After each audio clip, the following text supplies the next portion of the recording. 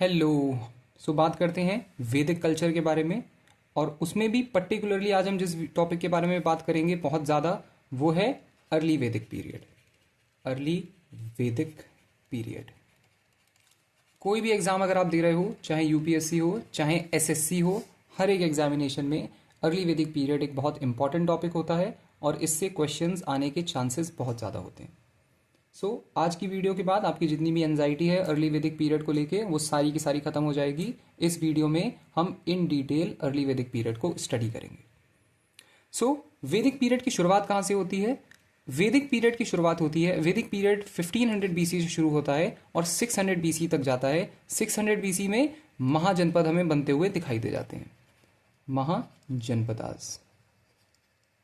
और जो वैदिक पीरियड है ये किन दो पीरियड के बीच में है? वैदिक पीरियड जो है वो इंडस वैली सिविलाइजेशन और महाजनपद के बीच का फेज है। इंडस वैली सिविलाइजेशन जो है वो 1750 में मैच्योर फेज उसका खत्म हो जा रहा है, और महाजनपद जो है वो 600 बीसी में शुरू होंगे। इसके बीच के पीरियड को वैदिक पीरियड कहा जाता है। वैदिक पीरियड में किसकी हम बात करने जा रहे हैं? बहुत इंपॉर्टेंट, आर्यंस की। तो पहले हम ये जान लेते हैं कि आर्यंस का उद्गम कहाँ हुआ, आर्यंस का ओरिजिन कहाँ हुआ। The original home of the Aryans remains A controversial issue. Exactly Aryans कहाँ से आए थे, इस बात की हमें एग्जैक्ट नॉलेज नहीं है। सिर्फ और सिर्फ अटकलें लगाई जाती हैं कि आर्यंस कहाँ से आए, उनका ओरिजिन कहाँ है। Some scholars argue that Aryans were indigenous to India, while others believe that they migrated from outside India. The most widely accepted theory suggests that Aryans came from Central Asia. Aryans का actual home सबसे ज़्यादा believe क्या किया जाता है कि आर्यन का original home कहाँ से है? Central Asia.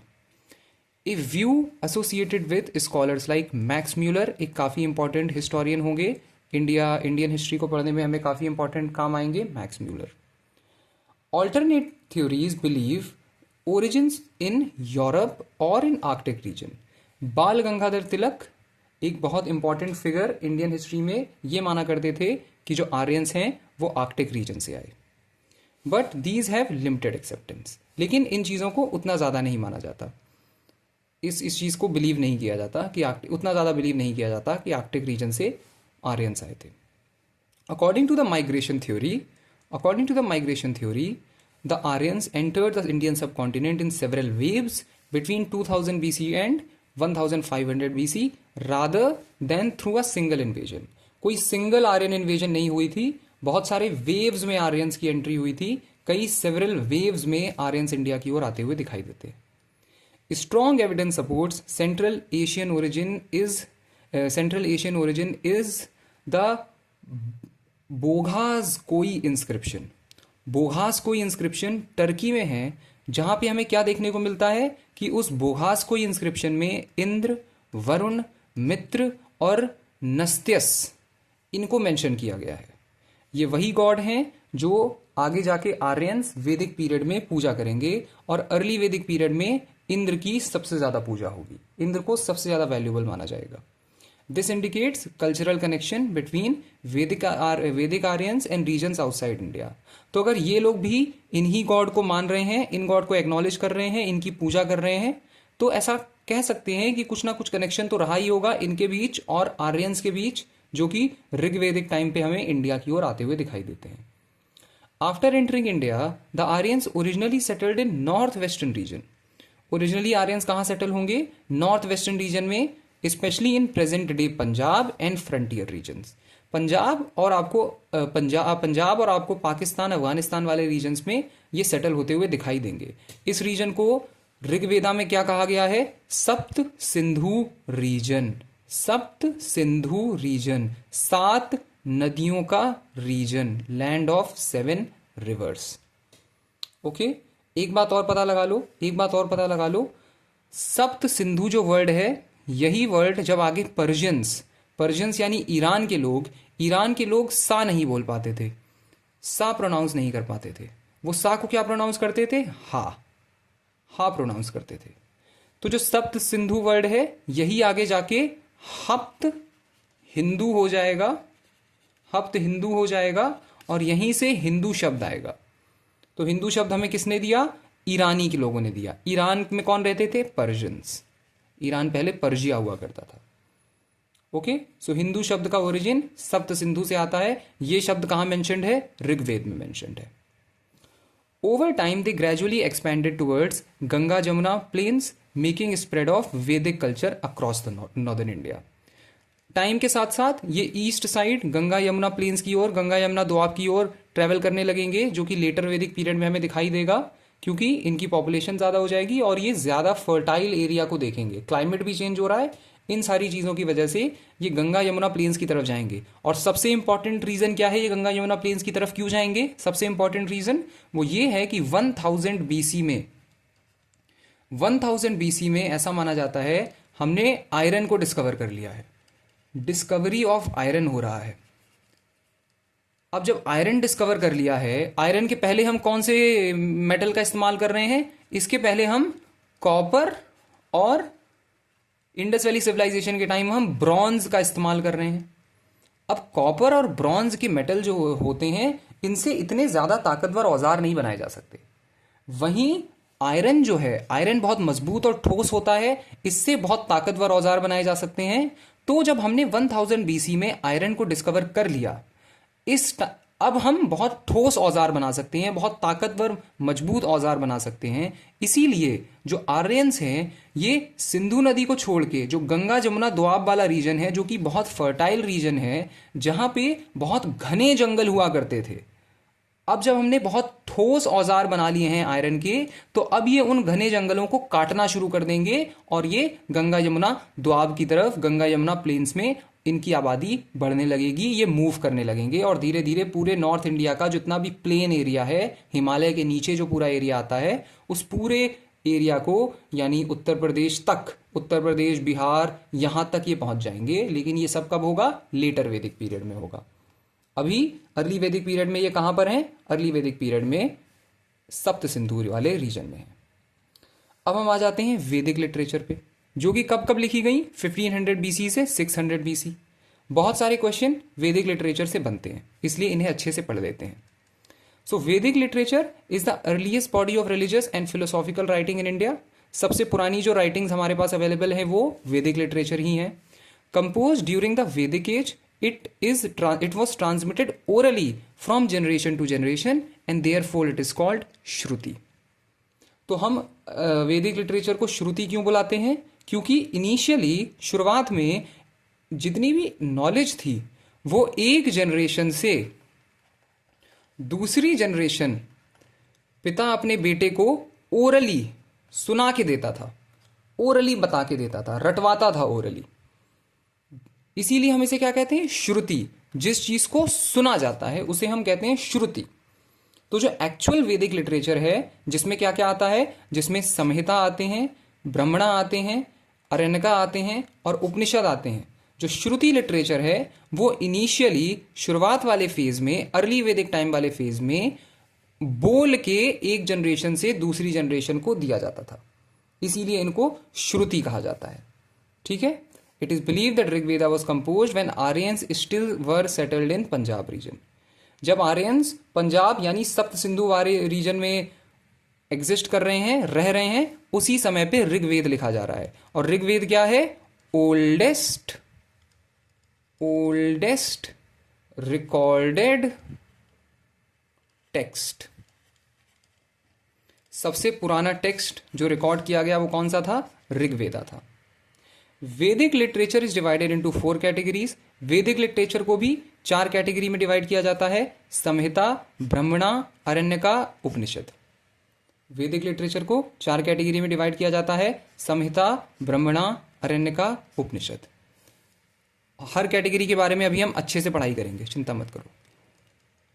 द वेदास जो क्या है? वेदास आर द वेदास इन भी 4 कैटेगरी में भी, इन 4 कैटेगरी में सबसे इंपॉर्टेंट क्या है? वेदास। वेदास को और क्या कहते हैं? संहिता। तो Vedas are the most important part. They are considered apaurusheya, not created by humans. Vedas को क्या कहा जाता है? अपौरुषेय कहा जाता है। Vedas are considered as apaurusheya, ऐसी चीज जो कि पुरुष यानी ह्यूमंस क्रिएट ना कर सकते हो। एंड नित्य, और क्या उन्हें कंसिडर किया जाता है? नित्य। नित्य यानी इटर्नल, जो चीज हमेशा से ही एग्जिस्ट कर रही थी, जो नॉलेज हमेशा से एग्जिस्ट कर रही थी, उसे हम नित्य कहते हैं। तो वेदास के लिए दो शब्दों का इस्तेमाल किया जाता है, अपौरुषेय और नित्य। 4 वेद एग्जिस्ट करते हैं, दीज आर, और 4 वेद कौन से हैं? Rigveda, Yajurveda, Samaveda, Atharvaveda. Rigveda, Yajurveda, Samaveda, Atharvaveda.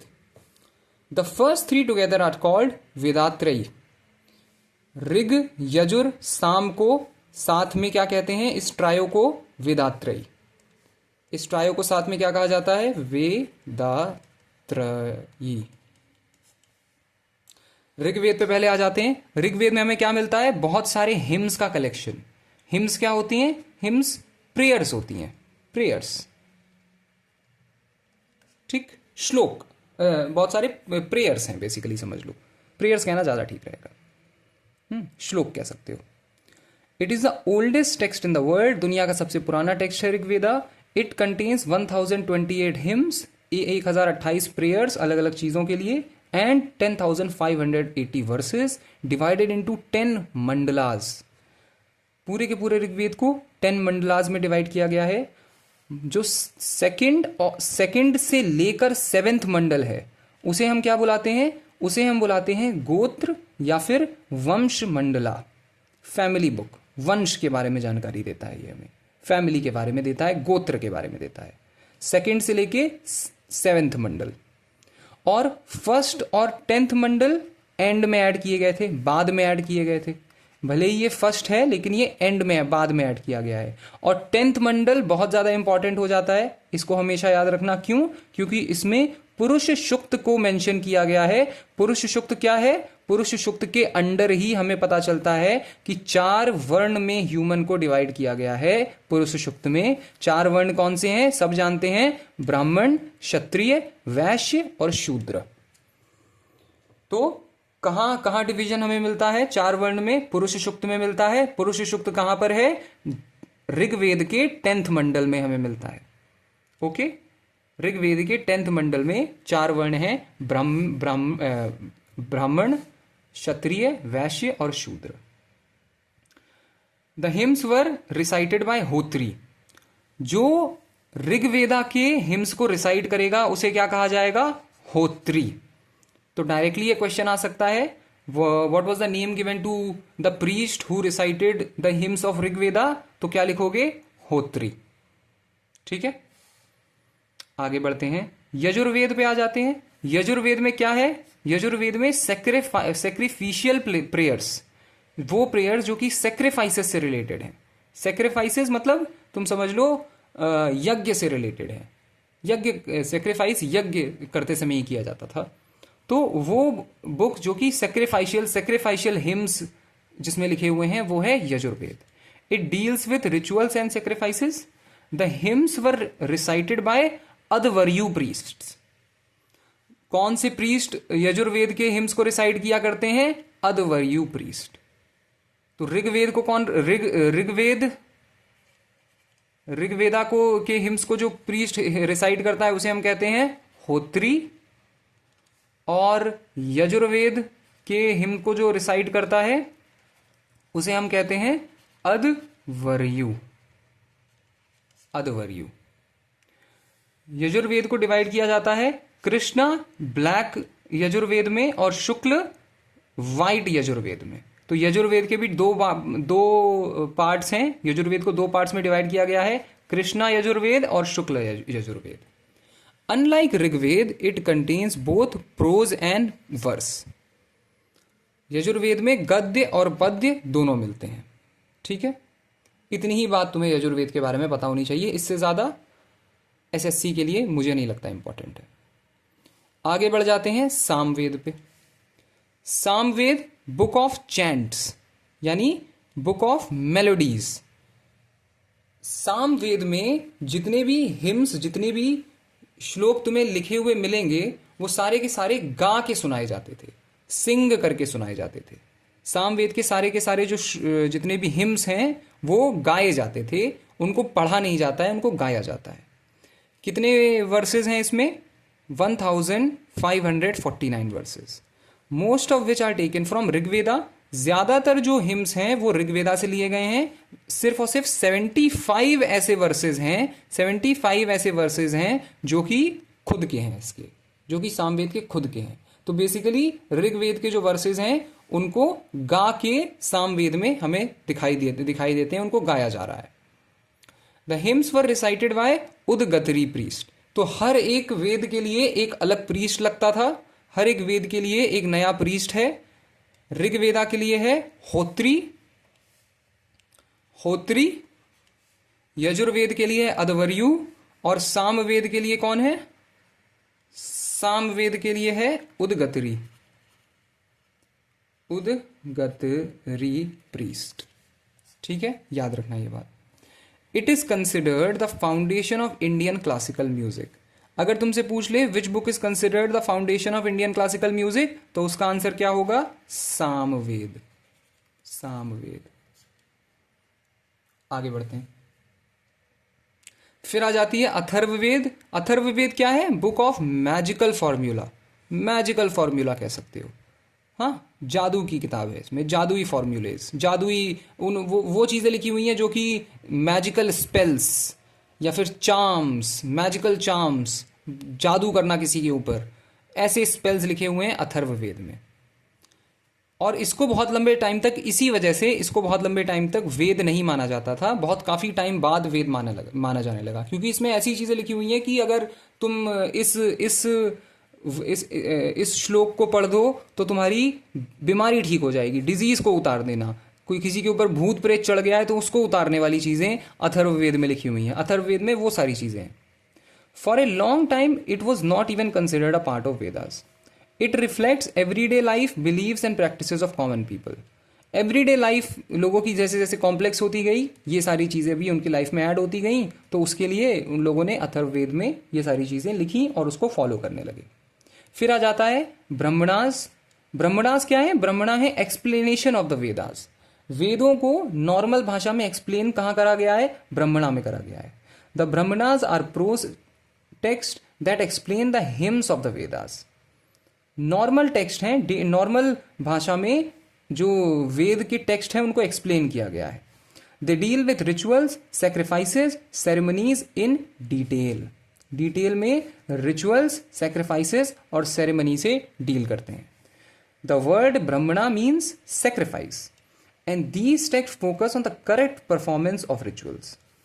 Each Veda has its own ब्रह्मणा टेक्स्ट अटैच टू इट। हर एक वेद का अपना अपना ब्रह्मणा होता है, हर एक वेद का अपना अपना ब्रह्मणा होता है। ठीक है, फिर हम आ जाते हैं अरण्यका पे। अरण्यका क्या होता है? अरण्यका का एग्जैक्ट मतलब ही होता है फॉरेस्ट टेक्स्ट।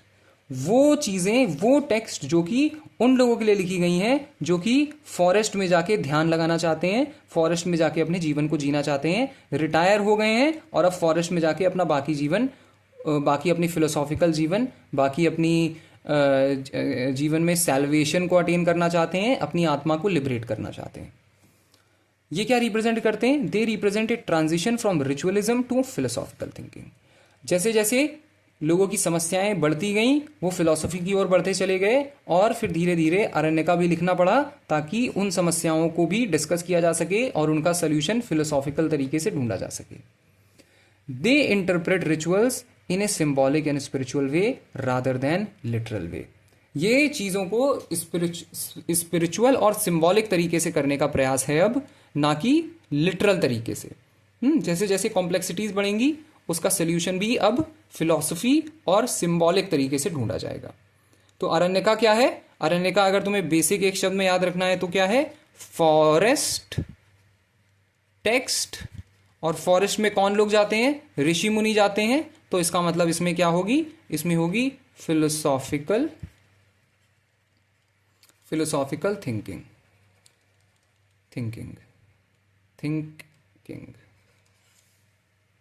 अब हम आ जाते हैं उपनिषद पे। उपनिषद तो है ही फिलॉसफी से रिलेटेड, उपनिषद को तो लोग फिलोसॉफी पढ़ने के लिए ही पढ़ते हैं। तो Upanishad are philosophical part of the Vedic text. तो वैदिक टेक्स्ट का जो फिलोसॉफिकल पार्ट है वो दो हिस्सों में बटा हुआ है। फिलोसॉफिकल पार्ट किस क्या क्या है वो दो हिस्से? सबसे पहला तो है अरण्यका अरण्यका, और दूसरा कौन सा है, उपनिषद। बस इतना याद जरूर रख लेना कि फिलोसॉफिकल पार्ट ऑफ द वेदा क्या क्या है, अरण्यका और उपनिषद। क्या डिस्कस कर रहा है Upanishad, they discuss deep concepts. Deep concept पे बात हो रही है, जैसे आत्मन, ब्रह्मन, कर्म, रीबर्थ। अब बात इतनी आगे आ गई है कि इन चीजों के बारे में डिस्कस करना पड़ रहा है। They emphasise knowledge over rituals and form basis of Indian philosophy. अब बात सिर्फ और सिर्फ रिचुअल्स तक नहीं रह गई है। लोग थक गए होंगे रिचुअल्स फॉलो कर करके हजारों साल तक, कई सैकड़ों साल तक। तो अब लोग नॉलेज के भूखे हैं, लोग ज्ञान के भूखे हैं। अब लोग यज्ञ कर करके थक गए हैं, लोगों को यज्ञ करके शांति नहीं मिल रही है, तो लोगों को फिलॉसफी चाहिए, लोगों को ज्ञान चाहिए, नॉलेज चाहिए। इसलिए क्या लिखे गए, इसलिए उपनिषद लिखे गए। पहले अरण्यका लिखे गए और फिर उपनिषद। ठीक है, अब हम आ जाते हैं ब्रह्मणास पे। एसोसिएटेड, हर एक ब्रह्मणा का अपना अपना उपनिषद, अपना अपना ब्रह्मणा होता है। हर एक वेद का अपना अपना ब्रह्मणा होता है। तो ऋग्वेद के कौन कौन से ब्रह्मणा है, ऐत्रेय ब्रह्मणा काफी पॉपुलर है। कौशिटकी ब्रह्मणा भी ऋग्वेद को एक्सप्लेन करता है। ऋग्वेद में जो हिम्स लिखे हैं उन्हें कौन कौन सा ब्रह्मणा एक्सप्लेन करता है, ऐत्रेय ब्रह्मणा और कौशिटकी ब्रह्मणा। फिर आ जाता है यजुर्वेद। यजुर्वेद को एक्सप्लेन कौन कौन सा ब्रह्मणा करता है, शतपथ ब्रह्मणा एक्सप्लेन करता है, जो कि सबसे पुराना और सबसे बड़ा ब्रह्मणा है। और तैत्रीय ब्रह्मणा भी यजुर्वेद को एक्सप्लेन करता है। फिर सामवेद आ जाता है। सामवेद के लिए कौन कौन सा ब्रह्मणा है, सामवेद के लिए एक तो है पंचविंश ब्रह्मणा है, जिसको हम तंदय महाब्रह्मणा भी कहते हैं। पंचविंश ब्रह्मणा और शतविंश ब्रह्मणा भी सामवेद को एक्सप्लेन करता है। और फिर छंदय ब्रह्मणा और जैमिनिया ब्रह्मणा भी है। वैसे ही अथर्ववेद के लिए कौन कौन सा ब्रह्मणा है, गोपात ब्रह्मणा है। तो इसमें ऐत्रेय ब्रह्मणा तुम्हें पता होना चाहिए, ये इंपॉर्टेंट है, एग्जाम ओरिएंटेड एसएससी में आ जाता है। ठीक है, तैत्रेय ब्रह्मणा भी पॉपुलर ब्रह्मणा है, तुम्हें अगर ये भी पता हो तो अच्छा होगा। ओके, बाकी तो नाम ऐसे मुझे भी एग्जैक्ट नहीं याद हैं, लेकिन हाँ, क्योंकि इतनी बार पढ़ लिया है तो कई बार देख के मैं आइडेंटिफाई कर लेता हूँ। फिर हम आ जाते हैं अरण्यकास पे। अरण्यका शब्द का, अरण्य शब्द का मतलब क्या होता है, अरण्य शब्द का मतलब होता है फॉरेस्ट, जंगल। सो अरण्यका का मतलब क्या हो गया, forest text. They were written for hermits and students living in forest. जो बच्चे फॉरेस्ट में रह के अपनी पढ़ाई कर रहे थे, ज्ञान को प्राप्त करना चाह रहे थे, उनके लिए अरण्यका लिखे गए थे। These text form the concluding portion of the Brahmanas and represent a shift. Ritual से सिंबॉलिक इंटरप्रिटेशन अब शुरू हो गई है, और एक्सटर्नल सेक्रीफाइसेस से बाद अब इंटरनल आत्मन, ब्रह्मण, इन सब की बातें अब होने लगी हैं। They act as bridge between Brahmanas and Upanishad. Brahmana में क्या है, रिचुअल्स हैं, उपनिषद डीप फिलॉसफी है। तो इन दोनों के बीच का जो ब्रिज है वो क्या है, वो है अरण्यकास। अरण्यकास। ठीक है, यहां पे रिचुअल्स ही रिचुअल्स भरे पड़े हैं कि ऐसे फॉलो करो, ऐसे फॉलो करो। वेद में तो सिर्फ और सिर्फ टेक्स्ट लिखे हुए हैं, उन टेक्स्ट को एक्सप्लेन क्या कर रहा है, ब्रह्मणा कर रहा है। और उनकी जो डीप फिलोसॉफिकल बातें हैं वो कहां है, उपनिषद में है। और इन दोनों के बीच में, मतलब रिचुअल्स को फिलॉसफी से कौन जोड़ता है, अरण्यका जोड़ता है। ठीक, उपनिषद पे आ जाते हैं अब। उपनिषद आर फिलोसॉफिकल टेक्स्ट ऑफ वैदिक लिटरेचर। वैदिक लिटरेचर की सबसे डीप, सबसे इन डेप्थ फिलोसॉफिकल टेक्स्ट क्या है, वैदिक लिटरेचर की उपनिषद है। और क्या, दे आर ऑल्सो वेदांत, वेदों का अंत, वेदांत, एंड ऑफ द वेदास, ये क्या है, उपनिषद है। Because they come at the final stage of the वैदिक थॉट, ये वेदों का एकदम निचोड़ कहा जाता है इन्हें। टोटल ट्रेडिशनली एक्सेप्टेड कितने उपनिषद माने जाते हैं, टोटल कितने उपनिषद हैं, 108 उपनिषद हैं। बृहदरण्यक उपनिषद जो है सबसे पुराना उपनिषद है। तो ये इंपॉर्टेंट क्वेश्चन बन सकता है उपनिषद से कि भाई which is the oldest text in Upanishad. तो ये क्या आ जाएगा, बृहदरण्यक उपनिषद। ओल्डेस्ट उपनिषद कौन सा है, बृहदरण्यक उपनिषद। और ऐसे तो 108 उपनिषद हैं, ये पता होना चाहिए, ये जरूर पता होना चाहिए। How many Upanishad are there, how many Upanishads, how many Upanishad. देखो ट्रेडिशनली एक्सेप्टेड हैं और ज्यादा भी हो सकते हैं, लेकिन एग्जाम के लिए हम यही मान के चलेंगे। How many Upanishad are there, 108 Upanishad. Core focus क्या होता है उपनिषद का? आत्मन, आत्मन यानी सोल, अंदर की तरफ देखना। कॉन्सेप्ट ऑफ ब्राह्मण, ब्राह्मण यानी अल्टीमेट रियलिटी, अल्टीमेट ट्रूथ को भी ब्राह्मण कहते हैं। कर्म और बर्थ का अपने काम करना, कर्म एंड रीबर्थ, जो कर्म करोगे उसी के हिसाब से रीबर्थ होगा, रीबर्थ में क्या होगा, क्या जन्म मिलेगा, ये सारी बातों को भी उपनिषद डिस्कस करते हैं। Search for ultimate truth through knowledge, ज्ञान, ज्ञान की बातें कहाँ हो रही हैं? उपनिषद में हो रही हैं। अल्टीमेट ट्रूथ, अल्टीमेट ब्रह्मन को सीख करने की बातें कहाँ हो रही हैं? उपनिषद में हो रही हैं। रिचुअल्स की जगह अब बात आ गई है ज्ञान पे, ठीक है, नॉलेज पे। They mark the highest intellectual development of Vedic period. So Vedic period की हाईएस्ट इंटेलेक्चुअल डेवलपमेंट कहाँ हो रही है? उपनिषद टाइम पे हो रही है, उपनिषदों में हो रही है। अब आ जाते हैं लिटरेचर ऑफ वैदिक ट्रेडिशन। 600 BC से 600 AD। This phase represents Smriti literature, remembered tradition. Smriti literature क्या है? रिमेंबर्ड ट्रेडिशन है, विच explains, organises and expands earlier वैदिक नॉलेज। क्या क्या इंक्लूड करेगा स्मृति? देखो, श्रुति की हमने बात करी, वैदिक टेक्स्ट को कहाँ कहाँ किन किन तरीके से डिवाइड किया गया है? श्रुति और स्मृति। श्रुति में क्या क्या आ गया था? वेद आ गए थे, उपनिषद आ गए थे, ब्राह्मणा आ गया था, और अरण्यका आ गया था। स्मृति में क्या क्या आएगा? स्मृति में आएगा वेदांग यानी सूत्र, स्मृति, धर्मशास्त्र आ जाएंगे, हाँ, मनुस्मृति वगैरह इसी में आ जाएगी, मनु धर्मशास्त्र इसी में आ जाएगा। महाकाव्य जैसे रामायणा, महाभारत, वो भी इसी में आ जाएगा। पुराण और उपवेद, ये सब किस में आ जाएंगे? ये सब स्मृति में आ जाएंगे, ठीक है। तो इसको थोड़ा और समझने की कोशिश करते हैं। वेदांग को सबसे पहले समझते हैं। वेदांग क्या होता है? 6 auxiliary disciplines develop for proper understanding of the Vedas. Vedas को बहुत अच्छे से अंडरस्टैंड करने के लिए हमने किसको डेवलप किया? हमने वेदांग को डेवलप किया। वेदांग क्या है? 6 ऑक्सिलियरी डिसिप्लिन्स, ओके। सबसे पहला कौन सा डिसिप्लिन होता है? शिक्षा यानी फोनेटिक्स, जिसमें हमें करेक्ट प्रोनाउंसिएशन, इन सारे शब्दों का, ये सारे जो वर्ड्स हैं वेद में लिखे हुए हैं, उनका करेक्ट प्रोनाउंसिएशन कैसे करना है, उसके बारे में डिस्कशन है, उसके बारे में नॉलेज गिवन है। इसका सबसे पुराना टेक्स्ट कौन सा है? इसका सबसे पुराना टेक्स्ट है प्रतिशाख्य, ओल्डेस्ट फोनेटिक्स टेक्स्ट है। दूसरा वेदांग कौन सा है? कल्पसूत्र। कल्पसूत्र किससे डील करता है? रिचुअल से डील करता है, रिचुअल्स की बातें कर रहा है। फिर आ जाता है श्रौत सूत्र, या फिर उसको और भी क्या कहते हैं? शुल्व सूत्र, ये बड़े सेक्रीफाइसेस से डील कर रहा है। फिर आ जाता है गृह सूत्र, अब गृह है मतलब डोमेस्टिक बातों से डील कर रहा होगा। और फिर आ जाता है धर्म सूत्र, धर्म की बात हो रही है तो इसमें वर्ण होंगे, आश्रम होंगे, और सोशल लाइफ से डील करेगा ये, ओके।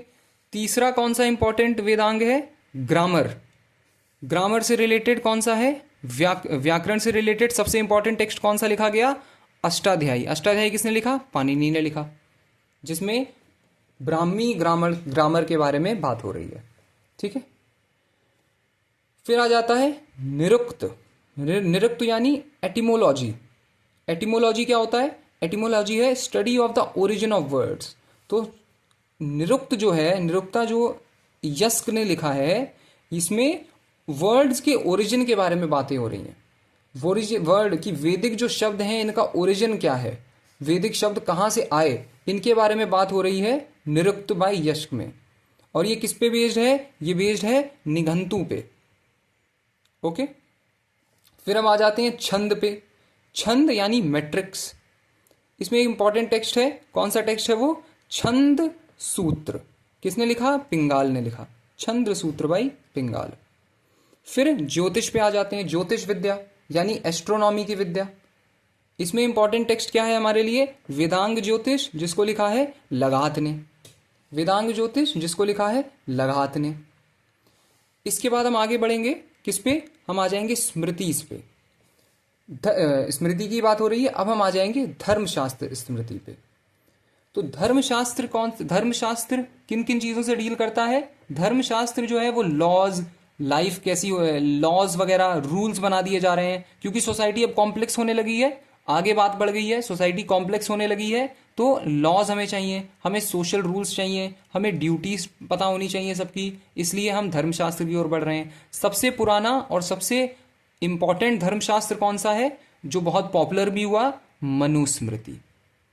मनुस्मृति सबसे पुराना है। इसमें कई सारे कमेंटेटर्स हैं, अगर आप चाहो तो आप उनके नाम याद रख सकते हो। फिर कौन है? फिर है याज्ञवल्क्य स्मृति। याज्ञवल्क्य स्मृति, इसके भी बहुत सारे कमेंटेटर्स हैं, मैंने तो नाम नहीं याद रखे, अगर आपको रखना है तो आप रख लो। फिर नारद स्मृति, परश्र स्मृति। एक बार नाम पढ़ लो सबके, नाम पता नहीं होने चाहिए एग्जैक्टली, तुम्हें रटे भले ही ना हो, लेकिन नाम थोड़े समझ लो, एक बार अंदाजा रख लो, सब कॉन्शियस दिमाग में आ जाने चाहिए ये नाम। और बृहस्पति स्मृति नाम सुना होगा, कत्यन्य स्मृति, ये भी स्मृति। सबसे इंपॉर्टेंट स्मृति कौन सी? मनुस्मृति। मनुस्मृति, ठीक है, द लॉज ऑफ मनु, इंसान के जीने के लॉज। ओके, इसको और भी क्या कहते हैं? मनुस्मृति को और कहा जाता है मानव धर्मशास्त्र। मानव धर्मशास्त्र, ठीक है, ये जरूर पता होना चाहिए। आगे बढ़ जाते हैं। महाकाव्य, अब ये इंपॉर्टेंट चीजें हैं। महाकाव्य, ओके, महाकाव्य में सबसे पहला इंपॉर्टेंट महाकाव्य कौन सा है? रामायण बाय वाल्मीकि। रामायण बाय वाल्मीकि, इसको दूसरा नाम क्या है? आदि काव्य। इसमें 24,000 श्लोक हैं और 7 खंड हैं। फर्स्ट और 7th जो खंड है वो बाद में ऐड किया गया था। ओके, तो रामायण ऑल्सो नोन एज आदि काव्य, 24,000 श्लोक एंड 7 खंड। फर्स्ट एंड 7th खंड वर लेटर एडिशंस। दूसरा महाकाव्य कौन सा है? वेद व्यास जी द्वारा लिखा हुआ महाभारत।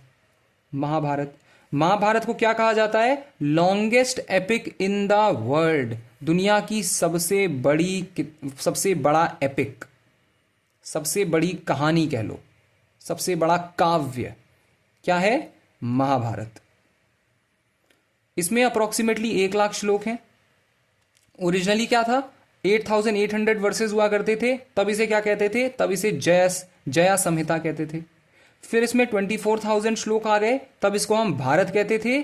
और फाइनली इसमें 1 लाख श्लोक आ गए, 1 लाख श्लोक आ गए। अब हम इसे क्या बुलाने लगे? Mahabharat. Mahabharat.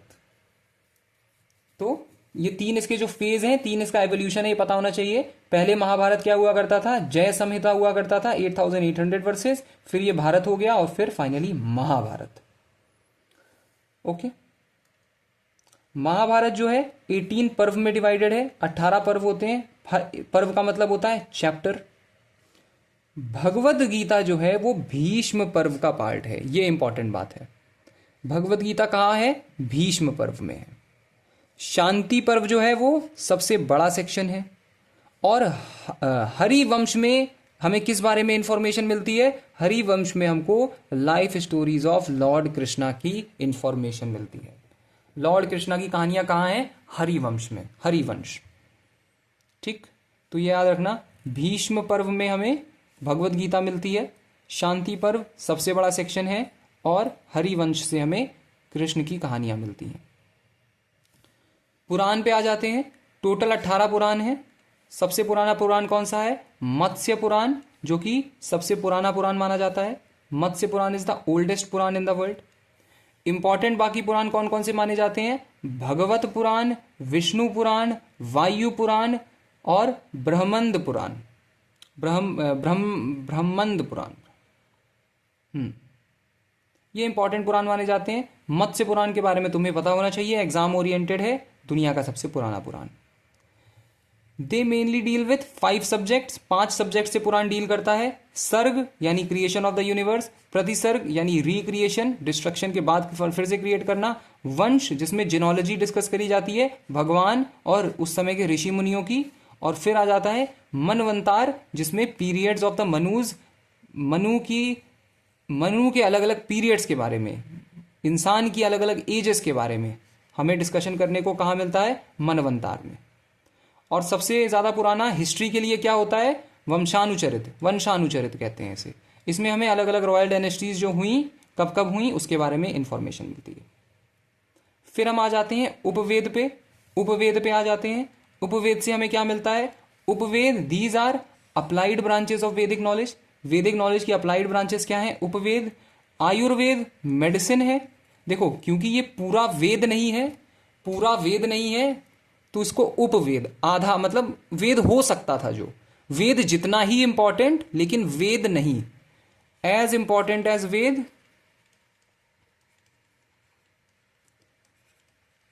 But not exactly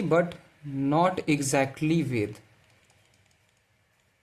मतलब ये किताबें ऐसी हैं कि इनमें इतनी इंपॉर्टेंट इंफॉर्मेशन है कि अगर कोई पहली बार पढ़े तो कहे कि ये तो वेद जैसी इंफॉर्मेशन है, लेकिन वेद नहीं है वो। ओके, तो ऐसे ही आयुर्वेद है। आयुर्वेद जो कि मेडिसिन और हेल्थ के बारे में इंफॉर्मेशन देती है। धनुर्वेद वॉर और मिलिट्री साइंस के बारे में इंफॉर्मेशन देती है, धनुर्विद्या। गंधारवेद म्यूजिक और डांस के बारे में इंफॉर्मेशन देती है। और शिल्पवेद आर्किटेक्चर और क्राफ्ट के बारे में इंफॉर्मेशन देती है। वेद जैसी information, almost like Veda but not exactly. फिर हम आ जाते हैं ऋग्वेदिक पीरियड या फिर अर्ली वैदिक पीरियड पे, जिसकी डिस्कशन आज इस वीडियो में हमें मेजरली करनी है। तो अर्ली वैदिक पीरियड का जियोग्राफिकल एरिया कितना है, सबसे पहले तो हमें पता होना चाहिए कि ऋग्वेदा से ही अर्ली वैदिक पीरियड को हम और क्या कहते हैं, ऋग्वेदिक पीरियड। इसका मतलब कि हमें अर्ली वैदिक पीरियड के बारे में सिर्फ और सिर्फ ऋग्वेदा से इंफॉर्मेशन मिलती है। Only we get to know about early Vedic period only through Rigveda. उस टाइम सिर्फ और सिर्फ ऋग्वेदा ही लिखी गई थी। From references to rivers, mountains and oceans, the geographical area of Rigvedic people can be clearly identified. ये हिमवंत किसे कहते हैं, हिमालयास को कहते हैं। ये मंजूवंत किसे कहते हैं, हिंदकुश को कहते हैं। तो हमें पता चल गया कि ये हिमालय और हिंदकुश के बीच में रहते हैं। ऋग्वेदा मेंशन करती है 40 रिवर्स के बारे में, 40 नदियों के बारे में। और ऋग्वेदा का जो नदी सूक्त हिम है, नदी सूक्त हिम है, वो क्या मेंशन करता है, वो 21 रिवर्स को मेंशन करता है। 21 रिवर्स के बारे में मेंशन करता है नदी सूक्त हिम, नदी सूक्त जो प्रेयर है। तो और नदी सूक्त हमें क्या बताता है, नदी सूक्त बताता है कि ईस्ट साइड जो है, जो जहां ये लोग रह रहे हैं, उनका जो ईस्ट साइड है वहां गंगा बहती है, और वेस्ट साइड में कूबा नदी बहती है, जिसे काबुल की नदी कहते हैं। तो ये लोग गंगा से लेके कूबा यानी काबुल तक रह रहे थे। मतलब वेस्ट यूपी से लेके हमें इंफॉर्मेशन कहाँ कहाँ के बारे में मिलती है, वेस्ट यूपी से लेके काबुल तक की। The Rigvedic Aryans were mainly confined to the region called Sapta Sindhu region, land of the seven reverse.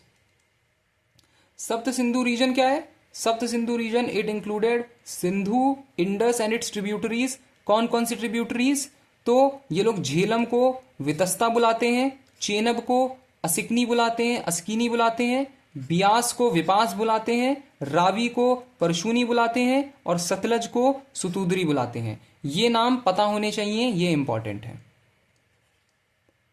ये एज इट इज डायरेक्ट क्वेश्चन आ जाता है कि which river is Vitasta river, which river is Askini river, which river is Vipas river, which river is Parushni river. SSC में तुमसे डायरेक्टली पूछ लेगा कि Rigvedic people use to call Asikani river या फिर Askini river to which of the following river, और उसमें एक ऑप्शन चेनब होगा। ये डायरेक्टली आ जाता है, तो ये पता होने चाहिए। और इसके साथ साथ एक और बहुत इंपॉर्टेंट रिवर को मेंशन करा जाता है ऋग्वेदिक टेक्स्ट में, ऋग्वेदा में, जो है सरस्वती रिवर, जो कि इस समय नहीं अवेलेबल है, इस समय नहीं बहती है, लेकिन उस टाइम एग्जिस्ट किया करती थी। अब हम आ जाते हैं, this region mainly corresponds to Punjab and nearby areas.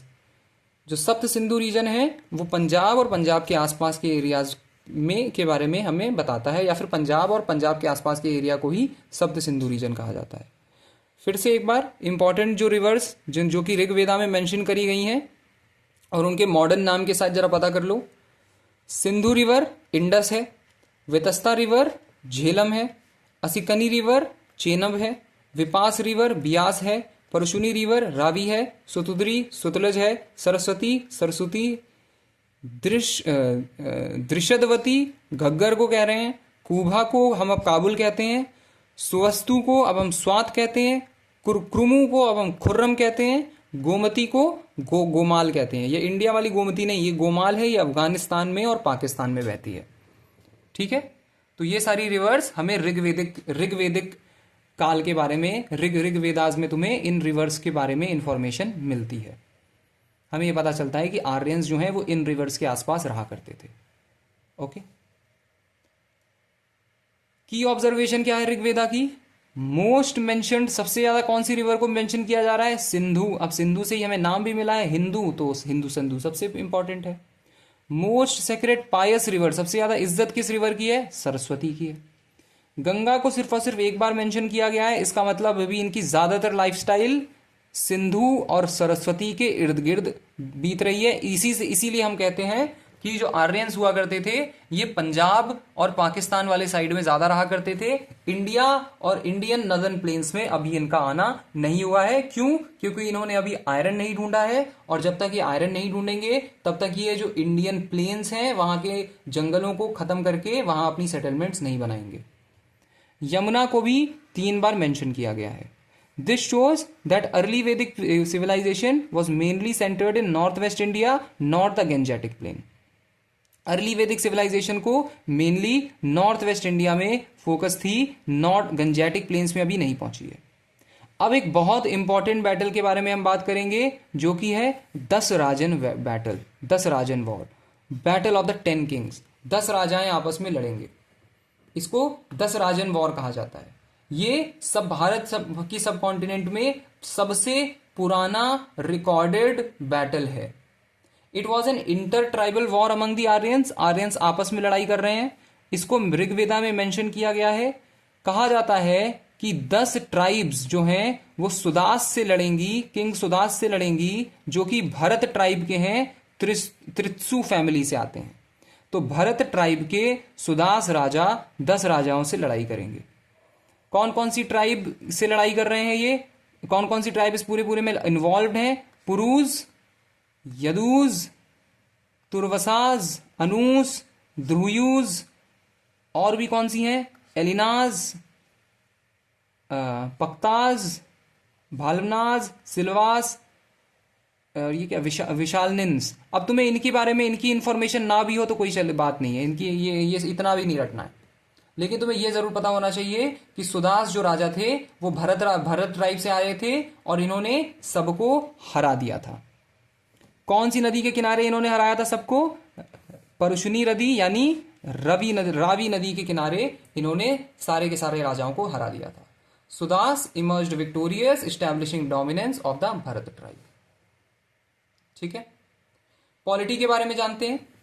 Polity जो है ऋग्वेदिक पीरियड की, the political system of the Rigvedic period was simple, tribal and based on family structure.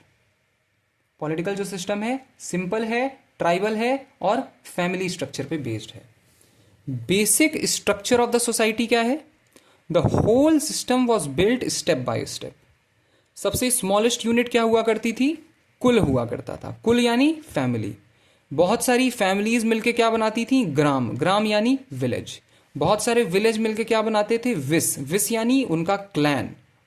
और बहुत सारे क्लैन मिलके क्या फाइनली बना लेते थे? जन। जन यानी उनकी ट्राइब। तो कुल मिला के क्या बना रहे हैं? कुल मिला के बना रहे हैं ग्राम। देखो यहीं से, ऐसी जगह से आती हैं ये सारी जो कहावतें होती हैं, कुल मिला के, है ना। कुल मिला के क्या बना रहे हैं? ग्राम। ग्राम मिला के क्या बना रहे हैं? विस। विस मिला के बना रही हैं जन। और जन मिलके, बहुत सारे जन मिलके क्या बना देते हैं? राष्ट्र। तो जो राष्ट्र शब्द है वो भी अर्ली वैदिक टाइम का है, अर्ली वैदिक पीरियड से आता है। हर एक लेवल का अपना अपना हेड हुआ करता था, अपना लीडर हुआ करता था। कुल का लीडर कुलाप या फिर कुलप, ग्राम का लीडर ग्रामणी, विश का लीडर विषपति, जन का लीडर गोपा या गोपति, और राष्ट्र का leader Raja, Rajan. Nature of the government कैसी है जरा इसके बारे में भी बात कर लेते हैं। तो society was patriarchal, male dominated society है। सारी की सारी सोसाइटी जो है मेल डोमिनेटेड है, मेल डोमिनेट करता है। Monarchy was common, meaning a king ruled, but not fully absolute monarchy. Some non-monarchical systems also existed. Okay? Society patriarchal है, मेल डोमिनेट कर रहा है, मोनार्की कॉमन है, किंग रूल कर रहा है, but not fully absolute monarchy. क्यों हम ऐसा कह रहे हैं कि फुली एब्सोल्यूट मोनार्की नहीं है? क्योंकि अभी बहुत सारी ऐसी असेंबलीज तुम्हें दिखाई देंगी जो कि राजा को कंट्रोल करने के लिए बनाई गई थी. Some non monarchial systems also existed. और बात करते हैं. सबसे पहली बात करेंगे किंग यानी राजन की. The king was the head of the state. His position was usually hereditary, pass to the eldest son. इस पूरे प्रोसेस को क्या कहते हैं? बाप का जो राजपाट है जब बेटे को मिल जाता है, इस प्रोसेस को कहते हैं प्रीमोगेनिचर. प्रीमोगेनिचर यानी बाप के मरने के बाद बेटे को सारा का सारा राजपाट मिल जाना. ये हर जगह फॉलो होगा, ये मुगल्स भी फॉलो करेंगे, ये सब फॉलो करेंगे. प्रीमोगेनिचर, सबसे बड़े बेटे को राजपाट मिल जाता है. But sometimes people could choose the king. कभी कभी लोग अपने राजा को चूज किया कर सकते थे. Early elective system, early elective system. इसीलिए ऐसा कहा जाता है, इसीलिए इंडिया को जो हमारे प्राइम मिनिस्टर कहते हैं ना कि वी मदर ऑफ डेमोक्रेसी, इसीलिए कहा जाता है कि ऐसे साइन दिखाई देते हैं कि लोग जो हैं वो अपने राजा को खुद चूज कर पा रहे हैं. ये हमें अर्ली वैदिक टाइम पे भी दिखाई दे रहा है. ठीक है, बहुत अर्ली है, बहुत अर्ली है. इसमें जो इलेक्शन है वो आज के जैसा नहीं है, बहुत ही अर्ली टाइम है ये, लेकिन है. रोल ऑफ द किंग क्या है?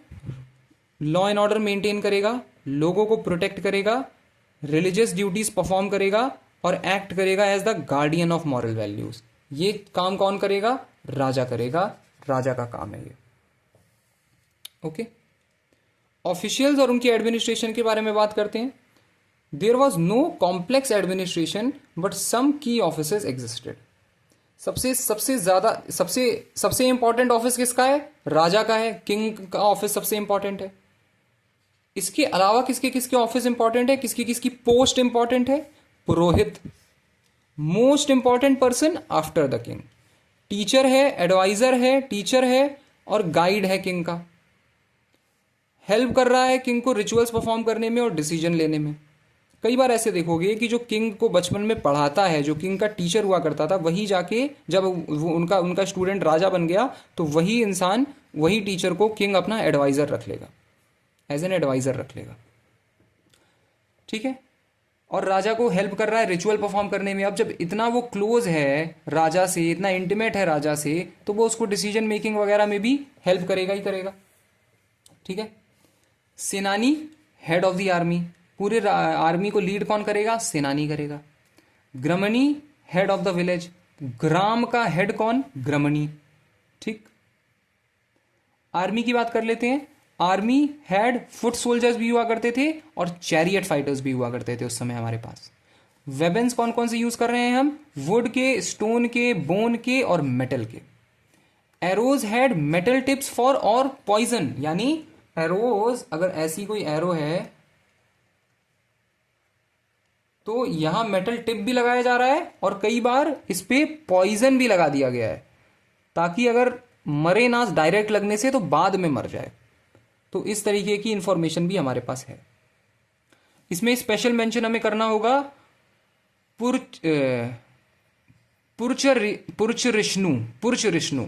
इसको प्रोनाउंसिएशन इनका थोड़ा गड़बड़ है, मेरा गड़बड़ है. मतलब पुरचरिष्णु क्या होता है? पुरचरिष्णु जो होता है वो एक फोर्टिफाइड चैरियट होता है जिसमें पहिए लगे होते हैं, तो वो एक जगह से दूसरी जगह भी जा सकता है और बहुत सारे सोल्जर्स को वो अपने अंदर छुपा सकता है. फोर्टिफाइड चैरियट है, मतलब मान लो 15-20 सोल्जर्स एक ही चैरियट में बैठ के एक जगह से दूसरी जगह जा रहे हैं और वो फोर्टिफाइड है. तो मान लो टैंक की तरह, एंशिएंट टैंक की तरह. जैसे टैंक फोर्टिफाइड भी होता है, पलट के रिटेलिएट भी कर सकता है और उसमें एक बहुत बड़ी सेना छुप के आगे जा सकती है, दूसरों के जगह पे कब्जा कर सकती है. Machines used to attack enemy forts. Machines मतलब उस समय की मैनुअल मशीन्स का भी इस्तेमाल किया जा रहा था एनिमी के फोर्ट पे अटैक करने के लिए. ओके. असेंबलीज वेरी वेरी सबसे इंपॉर्टेंट. अर्ली वैदिक टाइम में जो सबसे इंपॉर्टेंट चीज हम पढ़ते हैं वो है assembly. Rigvedic polity was not fully autocratic, there were some assemblies to control the king. सबसे पहली सभा, सभा क्या होती थी? Small group of important people and they use to take all the major decision. राजा का इलेक्शन भी कौन करवा रहा है? सभा करा रही है। राजा कौन बनेगा, कंटिन्यू करेगा या नहीं करेगा, जब ये लोग युद्ध जीत के आ रहे हैं तो उसमें डिस्ट्रीब्यूशन कैसे होगा, युद्ध में जो जीती हुई चीजें हैं वो सारी चीजें सभा कराएगी। फिर है समिति, समिति लार्जर असेंबली है, उसमें कॉमन लोग भी शामिल हैं। ये भी पोटेंशियल है इसके अंदर भी किंग को कंट्रोल करने का। मतलब तुम ऐसे समझ लो कि राजा है, राजा के कैबिनेट होता है ना, किंग प्राइम मिनिस्टर का कैबिनेट होता है। तो मान लो ये जो सभा है ये कैबिनेट है, सभा कैबिनेट है, और समिति क्या है? समिति पूरा का पूरा पार्लियामेंट है, सारे के सारे एमपीज हैं। तो एमपीज भी इन्फ्लुएंस कर सकते हैं किंग को, लेकिन उतना ज्यादा नहीं कर सकते जितना सभा कर सकती है, जितना कैबिनेट कर सकती है। एग्जाम्पल के तौर पे विधत क्या है? ओल्डेस्ट असेंबली है, ये रिलीजियस चीजें हैंडल करेगी और मिलिट्री मैटर्स को भी हैंडल करेगी, ये मिलिट्री मैटर्स को भी हैंडल करेगी। क्या है? विधत है। उसके बाद गण है। गण क्या होता है? गण ट्राइबल ग्रुप होता है एक पॉलिटिकल यूनिट के तौर पे, ठीक है। सबसे इंपॉर्टेंट असेंबली सभा और समिति, सभा और समिति। Sabha and samiti acted as checks on the king's power, so the king was not completely powerful. इसीलिए मैंने एग्जाम्पल तुम्हें दिया कि सभा और समिति को कैसे समझो। सभा मतलब कैबिनेट, समिति मतलब पार्लियामेंट। कि अगर किंग ने ऐसा वैसा कोई डिसीजन ले दिया तो कैबिनेट और पार्लियामेंट मिलके उसको परेशान कर सकती है, उसको ट्रबल, उसको कंट्रोल में रख सकती है, उसको चेक में रख सकती है। ओके, आगे बढ़ते हैं। जुडिशियल सिस्टम क्या है? फुली डेवलप नहीं हुआ है लेकिन एग्जिस्ट कर रहा है। सभा जो है यही कोर्ट की तरह काम कर रही है, पंचायत की तरीके से समझ लो ना, जैसे गांव में होती है सभा लगती है, तो सभा लगेगी अगर कुछ गलत हुआ है उनके ट्राइब में और डिसीजन लिया जाएगा। कॉमन क्राइम क्या उस समय हुआ करते थे? चोरी उस टाइम भी हो रही है, कैटल की चोरी हो गई, या फिर चीट कर दिया पार्टनर्स ने, या फिर ट्राइब को चीट कर दिया, या पार्टनर्स ने आपस में एक दूसरे पे चीट कर दिया, ये सब भी हो रहा है। पनिशमेंट गिवन दी जा रही है, लेकिन सिस्टम काफ़ी बेसिक है ना, सिस्टम काफ़ी बेसिक है, बहुत ही कोई ऐसे प्रॉपर जुडिशियल प्रोसेस फॉलो नहीं हो रही है कि इतनी सज़ा होगी इतनी सज़ा होगी, सिर्फ बेसिक सिस्टम है। आगे बढ़ते हैं। सोसाइटी ऋग्वेदिक पीरियड पे कौन सी है उसके बारे में हम जान लेते हैं। ऋग्वेदिक सोसाइटी काफ़ी सिंपल है, फ्लेक्सिबल है और रिजिड नहीं है लेटर पीरियड के तौर पे। लेटर वैदिक पीरियड काफ़ी ज़्यादा रिजिड हो जाएगा। ऋग्वेदिक टाइम पे वर्ण सिस्टम एग्जिस्ट कर रहे हैं, सोशल क्लासिफिकेशन है वर्ण सिस्टम के तौर पे। क्या है वर्ण सिस्टम? ब्राह्मण, क्षत्रिय, वैश्य, शूद्र। ब्राह्मण टीचर्स और प्रीस्ट, क्षत्रिय हमेशा राजा बनेगा, रूलर्स एंड वॉरियर्स। वैश्य कौन है? वैश्य हैं फार्मर्स, ट्रेडर्स और मर्चेंट्स। और शूद्र जो कि आर्टिशियंस हैं और लेबरर्स हैं, जो सबसे ग्राउंड लेवल का काम करेंगे। इसमें इंपॉर्टेंट पॉइंट क्या है? The system was based on profession. अभी कास्टिज्म शुरू नहीं हुआ है, कास्टिज्म बर्थ पे बेस्ड होती है, ये सिर्फ और सिर्फ प्रोफेशन पे बेस्ड है। जो जिस हिसाब से काम कर रहा है उसका वो वर्ण हो गया। और ये फ्लेक्सिबल है, मतलब अगर पिता वैश्य है तो बेटा शूद्र बन सकता है, अगर पिता वैश्य है तो बेटा क्षत्रिय बन सकता है, बेटा ब्राह्मण भी बन सकता है, शूद्र का बेटा ब्राह्मण बन सकता है उस टाइम पे। लेकिन लेटर वैदिक टाइम पे शूद्र का बेटा ब्राह्मण नहीं बन पाएगा, ये हम देखेंगे, ठीक है। आगे बढ़ते हैं। No hereditary occupation, people chose their work based on ability and their interest. कोई हेरिडिटरी नहीं है अभी। Jobs were not fixed by birth, jobs were not fixed by birth. Even same family members could have different professions. For example, from Rigveda one person says, एक इंसान, देखो हमें कैसे पता है कि उस समय हेरिडिटरी चीजें नहीं है। उस समय अगर बेटा वैश्य है तो, अगर पिता वैश्य है तो बेटा भी वैश्य बनेगा, क्योंकि ऋग्वेदा में हमें एक हिम मिलता है और उस हिम में एक इंसान कह रहा है, I am a singer, my father is a physician, my mother is a grinder of corn. तीन वर्ण तुम्हें एक साथ मिल गए। सिंगर क्या है? आर्टिशियन है, यानी शूद्र हो गया, है ना, आर्टिशियन है ना, शूद्र क्या था? आर्टिशन था तो सिंगर आर्टिशन है, शूद्र हो गया। और नीचे आते हैं, फादर फिजिशियन है तो फिजिशियन मोस्ट प्रोबेबली ब्राह्मण होगा, ब्राह्मण हो गया। और मदर ग्राइंडर है यानी लेबर है तो ये भी शूद्र हो गई। तो ऐसे कई तुम्हें एक ही परिवार में कई वर्ण तुम्हें दिखाई दे जाएंगे later Vedic time, early Vedic time पे। This prove no rigid caste system. Family unit कैसी है? बहुत ही बेसिक यूनिट है। फैमिली को बेसिक लेवल पे कुल कहते हैं। सोसाइटी पेट्रियार्कल है इस समय, फादर है जो हेड है। मोनोगैमस सोसाइटी होती है, एक आदमी एक ही शादी करता है, उससे ज्यादा अभी अलाउड नहीं है। मैरिज कैसी चल रही है? मैरिज सिस्टम, चाइल्ड मैरिज अभी एग्जिस्ट नहीं कर रही है। Marriage was more mature and stable. Niyoga system exist करता है। नियोग सिस्टम क्या होता है? A widow could marry her husband's younger brother. अगर लड़ाई में मान लो या किसी भी कारणवश अगर इंसान कोई आदमी मर जाता है तो उसकी जो वाइफ है उसके यंगर ब्रदर से शादी कर सकती है, ताकि जो फैमिली लाइन है, जो इंसान शहीद हो गया या जो इंसान किसी वजह से डेथ हो गई, उसकी फैमिली जो है वो आगे कंटिन्यू होती रहे। तो हमें नियोग सिस्टम भी मिलता है। अब हम आ जाते हैं प्रॉपर्टी सिस्टम पे। Property was inherited by sons. बेटा प्रॉपर्टी इनहेरिट कर रहे हैं, बेटे प्रॉपर्टी इनहेरिट कर रहे हैं। पेट्रियार्कल सोसाइटी है। Two types of property exist कर रही है। मूवेबल प्रॉपर्टी, जिसमें क्या आता है? जिसमें कैटल आता है, हॉर्स आता है, गोल्ड आता है, ऑर्नामेंट आता है। और इमूवेबल प्रॉपर्टी यानी लैंड और हाउस आ रहा है। एजुकेशन सिस्टम कैसा है उस टाइम पे? एजुकेशन सिस्टम, टीचर के घर पे लोग पढ़ाई कर रहे हैं, जिसको गुरुकुल कह रहे हैं। टीचर के घर को ही गुरुकुल कहा जा रहा है। और स्टूडेंट उस समय रह रहा है उसी घर में, फोकस कर रहा है मेनली सेक्रेड टेक्स्ट पे। किन चीजों की पढ़ाई होती थी उस टाइम पे? वेद की पढ़ाई होती थी, सेक्रेड टेक्स्ट की पढ़ाई होती थी। कहां होती थी? गुरुकुल में होती थी, गुरुकुल सिस्टम में होती थी। गुरुकुल क्या है? टीचर का घर है। फूड और डाइट कैसी है उस टाइम पे?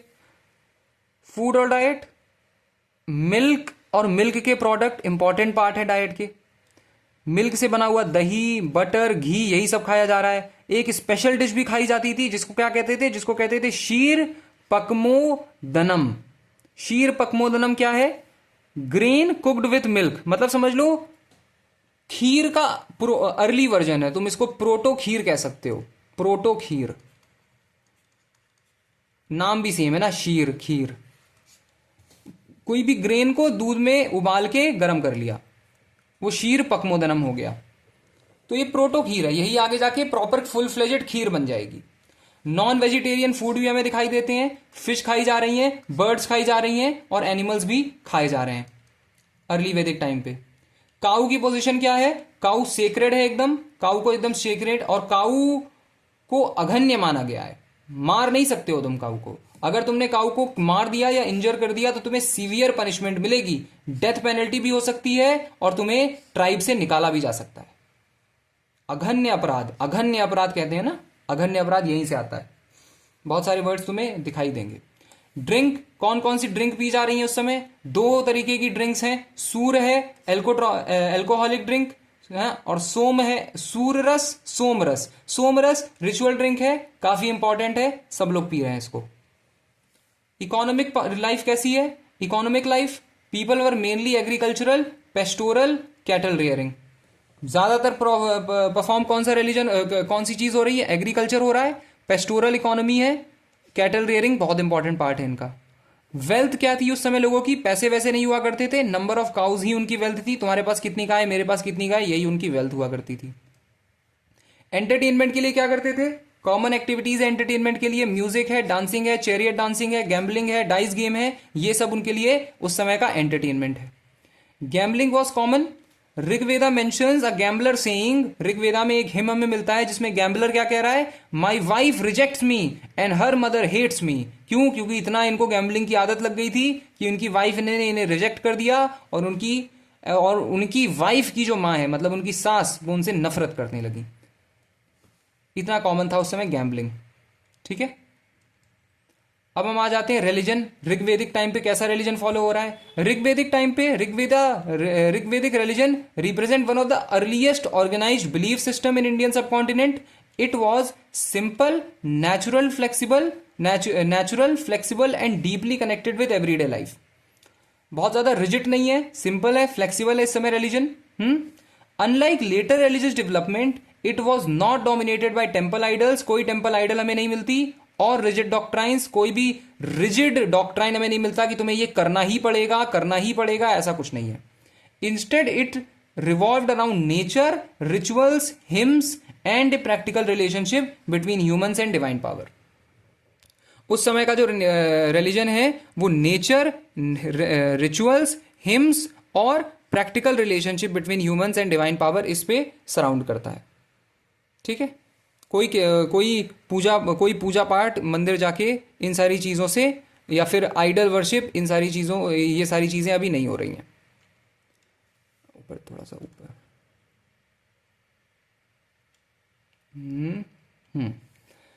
Nature worship as the core value क्या है अर्ली वैदिक टाइम पे? Nature worship. The most fundamental feature of the Rig Vedic religion was nature worship.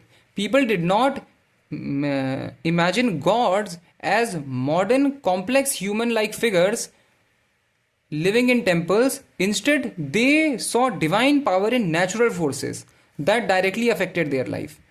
कोई ह्यूमन लाइक फिगर्स की अभी पूजा नहीं हो रही है, उस समय पूजा किसकी हो रही है? नेचुरल फोर्सेस की हो रही है, that directly are affecting their lifes. जैसे sun gave light and energy, इसलिए सन की पूजा हो रही है। रेन हेल्प्ड इन एग्रीकल्चर, इसलिए पानी की पूजा हो रही है, रेन की पूजा हो रही है, इंद्र की पूजा हो रही है। द विंड सस्टेन्ड लाइफ, इसलिए वायुदेव है, विंड की पूजा हो रही है। वरुण देव है, वरुण की पूजा हो रही है। और फायर, अग्नि की पूजा हो रही है। क्यों? क्योंकि कुकिंग में काम आ रहा है और यज्ञ में काम आ रहा है। उस समय के लोग ऐसा मानते थे, अगर तुम किसी चीज को आग में जला देते हो तो वो चीज जो है वो भगवान से मिल गई, वो चीज जो है वो भगवान से मिल जाती है। उस चीज, तुमने जो चीज जलाई वो सीधे उसका मिलन भगवान से हो गया।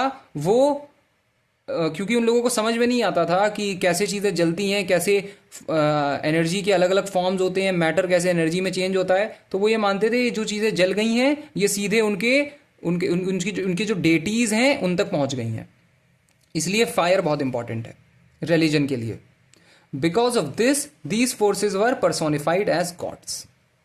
ठीक है, that means natural elements were given human like qualities and treated as divine beings. Okay. People believed that these gods have had the power to reward good actions, punish wrong actions. लोग believe कर रहे थे कि भगवान का क्या क्या power होते हैं उस टाइम के भगवान के, गुड एक्शंस को रिवॉर्ड करेंगे, गलत एक्शंस पे पनिशमेंट भी मिलेगी। So religion was not abstract, it was generally link to daily survival and moral behaviour. Moral behaviour और डेली सर्वाइवल के साथ रिलीजन को जोड़ा जा रहा है। इंपॉर्टेंस ऑफ फायर, फायर बहुत इंपॉर्टेंट है भाई। Among all natural element fire had held a very special place. Fire was considered the messenger between humans and gods. All offering milk, ghee, grains were given in to fire. It was believed that fire carried these offering to gods. Fire ही इन offering को ईश्वर तक ले जा रही है। Because of this every ritual involved fire. Agni became one of the most frequently praised god in Rig Veda. क्योंकि उन लोगों को तब समझ में नहीं आता था कि चीज जलती है, कैसे अपना फॉर्म बदलती है, मैटर को अगर गर्म करो तो वो कैसे एनर्जी में कन्वर्ट होता है, ये चीजें उन्हें समझ में नहीं आती थी। तो वो ये मानते थे कि अगर कोई चीज को फायर में डाल दिया गया तो वो सीधे उनके भगवान तक पहुंच गई। Agni was not just a physical fire, he was also seen as a protector, a witness of ritual, a link between human world and divine world. Okay, human world और divine world के बीच में लिंक को भी अग्नि देव के रूप में माना जाता था। कितने भगवान हैं अर्ली वैदिक टाइम पीरियड पे? तो अर्ली वैदिक टाइम पीरियड के हिसाब से 33 गॉड्स होते हैं। These gods were later classified into 3 categories based on their domain. Terrestrial God यानी अर्थ बेस्ड गॉड्स, पृथ्वी स्थान, पृथ्वी को अपना स्थान मानने वाले भगवान। इसमें कौन? अर्थ और फिजिकल वर्ल्ड से रिलेटेड भगवान की चर्चा होती है। वैसे ही एरियल गॉड्स हैं। एरियल गॉड्स यानी अंतरिक्ष स्थान वाले गॉड। इसमें स्पेस और स्काई से रिलेटेड, स्पेस और स्काई अर्थ और स्काई के बीच वाले भगवान, इन में जो चीजें हैं उनको भगवान माना गया। और फिर सेलेस्टियल गॉड भी हुआ करते थे, यानी स्काई बेस्ड गॉड, या फिर द्युस्थान गॉड, जो कि स्काई या स्काई के बियॉन्ड हेवनली बॉडीज को भी भगवान माना जाता था। This classification shows Rigvedic people had structured understanding of the universe divided into layers. कई लेयर्स में इनकी अंडरस्टैंडिंग थी यूनिवर्स को लेके, जिसके बारे में हमें पता चलता है। और आगे और इसको समझने की कोशिश करते हैं। मेजर गॉड्स और उनके पावर क्या क्या होते थे। तो इंद्र सबसे ज्यादा इंपॉर्टेंट भगवान माने गए, the most powerful God. Indra was the chief God of the Rigvedic period. Early Vedic period में सबसे इंपॉर्टेंट गॉड कौन सा है? इंद्र। ये डायरेक्ट क्वेश्चन बन चुका है कई बार। Which is the most important god of the early Vedic time period? Indra. Indra का दूसरा नाम पुरंदर, यानी डिस्ट्रॉयर ऑफ फोर्ट, हमारे शत्रुओं के किलों को डिस्ट्रॉय करने वाला पुरंदर। गॉड ऑफ वॉर, युद्ध के देवता हैं, थंडर के देवता हैं और रेन के देवता हैं इंद्र। क्रूशल रोल प्ले कर रहे हैं लड़ाई झगड़े में, जिस साइड आ जाएंगे वो लोग जीत जाएंगे। आर्यंस ऐसा मानते थे, उनकी मदद इंद्रदेव ने करी है उनके शत्रुओं को हराने के लिए। He is also associated with thunderstorm, victory in war, breaking enemy strongholds. Thunderstorm, victory in war, breaking enemy strongholds. About 250 hymns in Rig Veda are dedicated to Indra, which shows his importance. Rigveda में सबसे ज्यादा him किसके लिए हैं? Direct question आ सकता है। Which god has most number of hymns in his name, in his respect या in his name in Rigveda? तो इसका आंसर क्या होगा बेटा? इंद्र। अग्नि, द सेक्रेड फायर। अग्नि दूसरे नंबर के सबसे इंपॉर्टेंट गॉड माने गए हैं। क्यों? क्योंकि ये हर रिचुअल में प्रेजेंट है। यज्ञ तो अग्नि में ही डाला जाएगा, अग्नि में ही चीजें डाली जाएंगी। Acted as an intermediary between humans and god, इंसानों और भगवान के बीच में जो इंटरमीडियरी है वो अग्नि को माना जाता है। Agni symbolized purity and transformation. Purity और ट्रांसफॉर्मेशन का सिंबल है Agni. Around 200 hymns are dedicated to अग्नि।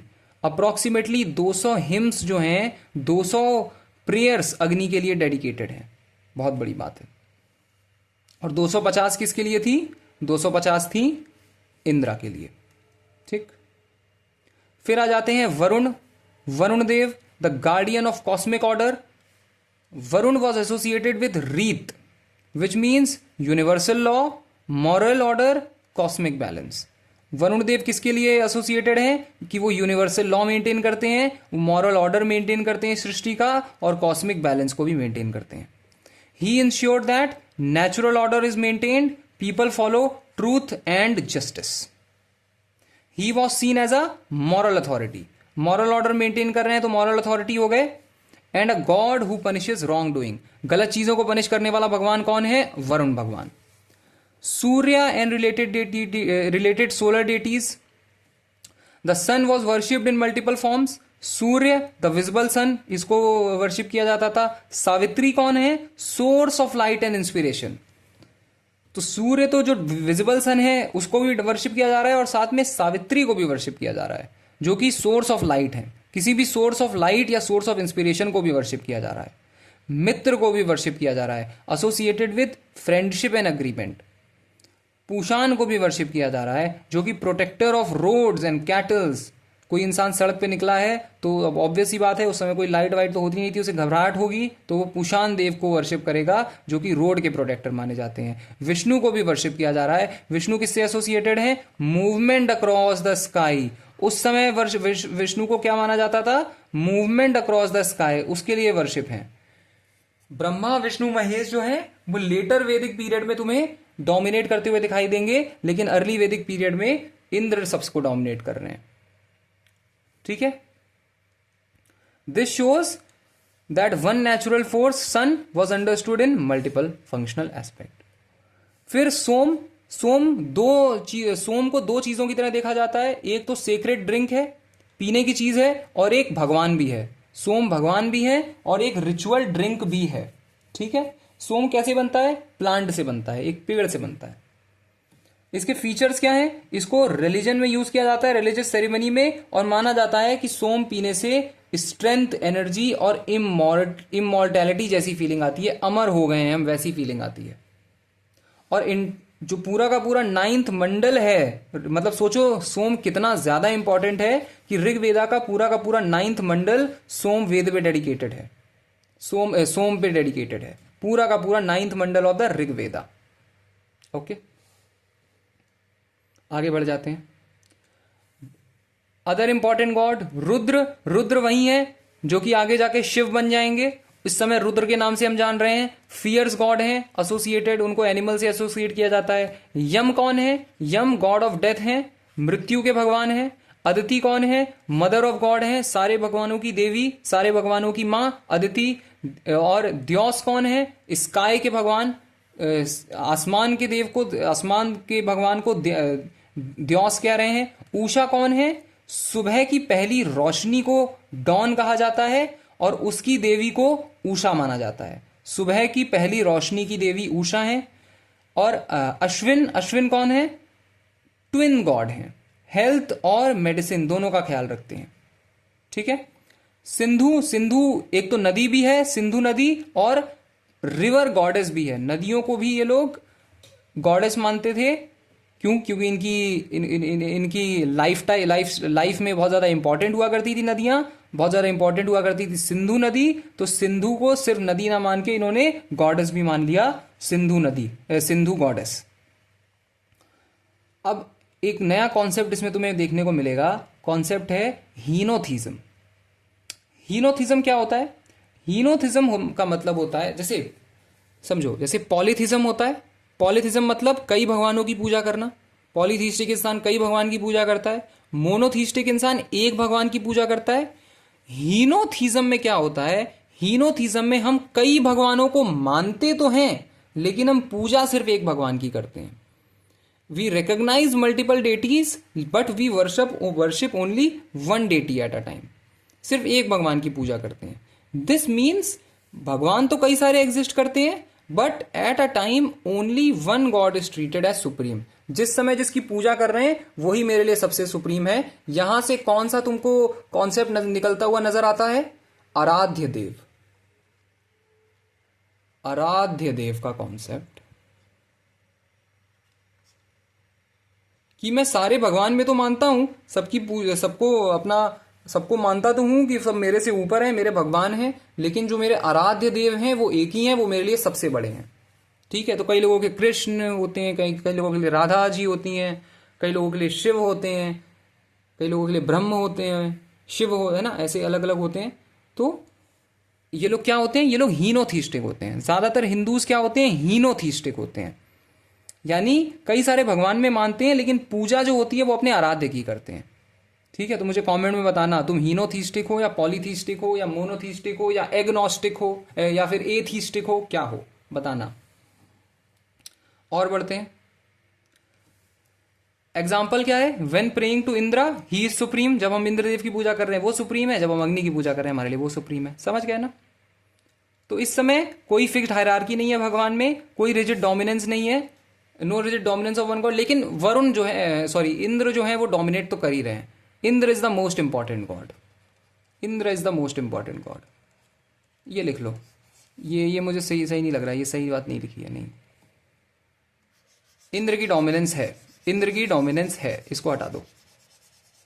Indra is dominating, no fixed hierarchy, हाँ कह सकते हो, लेकिन इंद्र भाई डोमिनेट कर रहे हैं। अगर कहीं पूछे कि विच is the most important God in early Vedic time, तो इंद्र लिख देना। ठीक है, पुरंदर या इंद्र।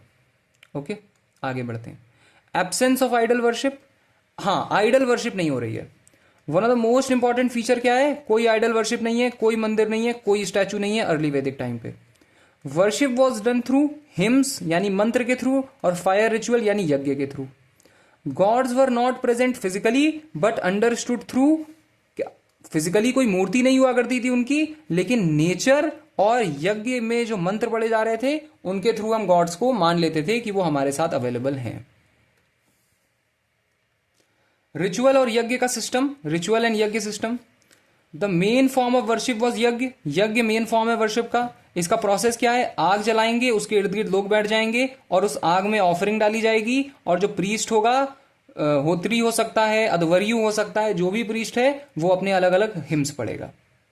क्या क्या ऑफरिंग डाली जाती थी, मिल्क डाला जा रहा है, घी डाला जा रहा है, और अलग अलग तरीके के ग्रेन्स डाले जा रहे हैं।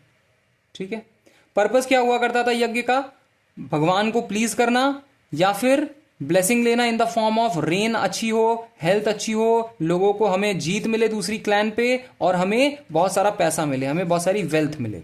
ये 4 रीजन हुआ करते थे। रिचुअल्स भी बहुत सिंपल हुआ करते थे, बहुत ज्यादा कॉम्प्लेक्स नहीं थे, जो कि लेटर वैदिक पीरियड में हमको कॉम्प्लेक्स रिचुअल देखने को मिलेंगे। Complex rituals.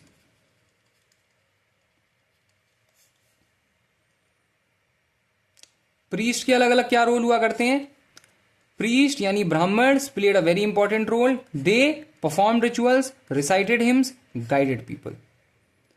ब्राह्मण्स ने क्या किया, रिचुअल्स को परफॉर्म किया, हिम्स को रिसाइट किया और लोगों को गाइड किया।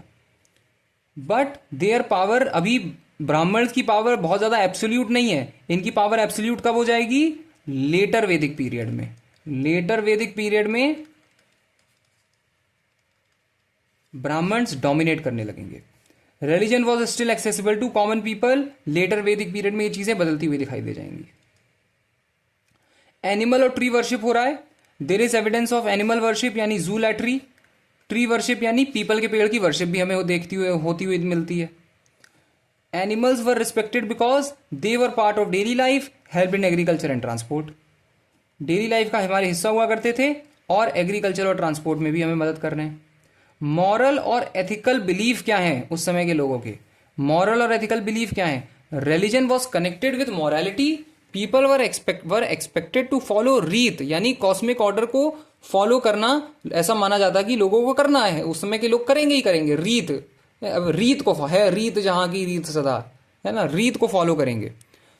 और क्या है, ट्रूथ, ऑनेस्टी और डिसिप्लिन को काफी वैल्यू किया जा रहा है। ये रीत है कि भाई ट्रूथ, ऑनेस्टी और डिसिप्लिन फॉलो करा जाएगा।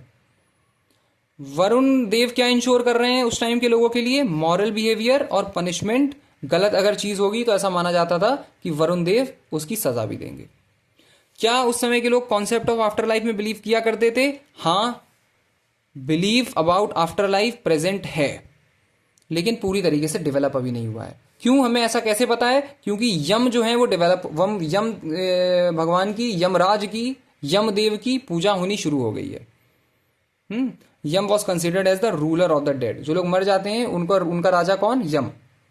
And there was a belief in human like existence after, heaven like existence after death. ऐसा माना जाता था मरने के बाद इंसान हेवन में चला जाता है अगर उसने कर्म अच्छे किए हों। ये हम अर्ली वैदिक टाइम पीरियड में मानने लगे हैं।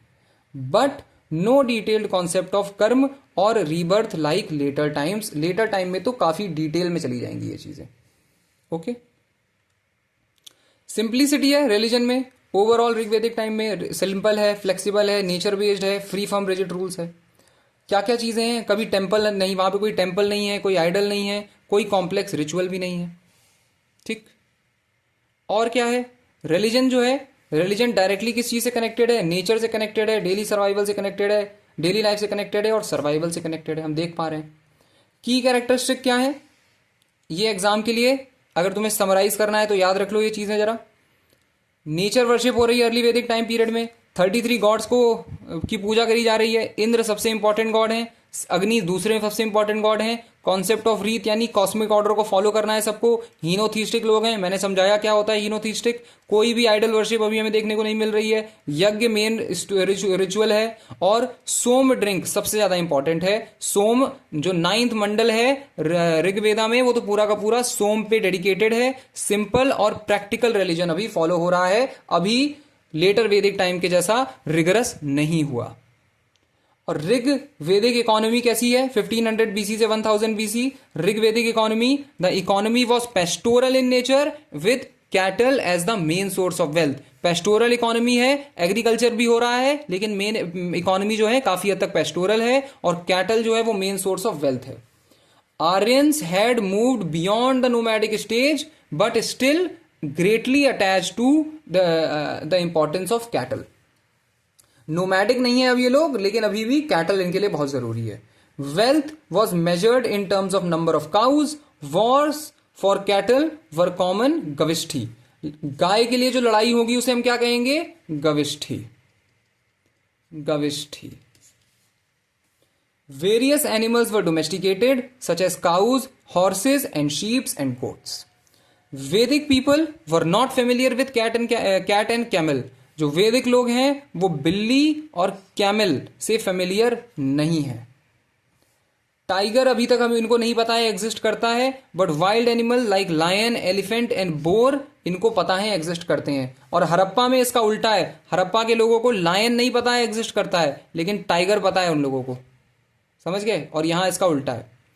Agriculture existed but was secondary to cattle rearing. Agriculture हो तो रहा है, लेकिन सबसे ज्यादा इंपॉर्टेंट क्या है? कैटल यानी गाय उनके लिए सबसे इंपॉर्टेंट है। उनकी गाय, उनकी गैयाएं सबसे इंपॉर्टेंट है।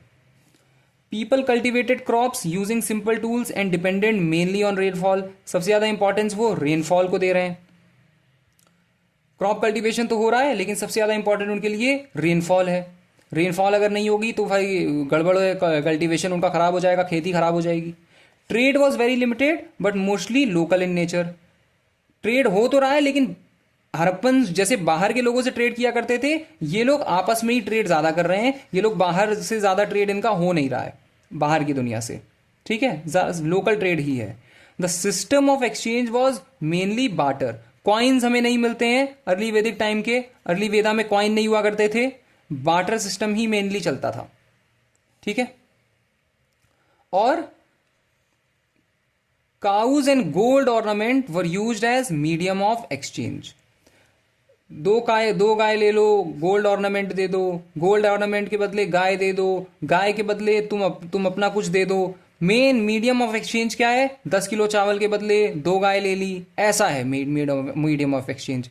या फिर शादी करके गाय दे दी लड़के को, लड़की को और लड़के को शादी करी और उसको एक गाय का पेयर ऑफ कैटल दे दिया ताकि वो अपना जीवन अच्छे से बिता सके।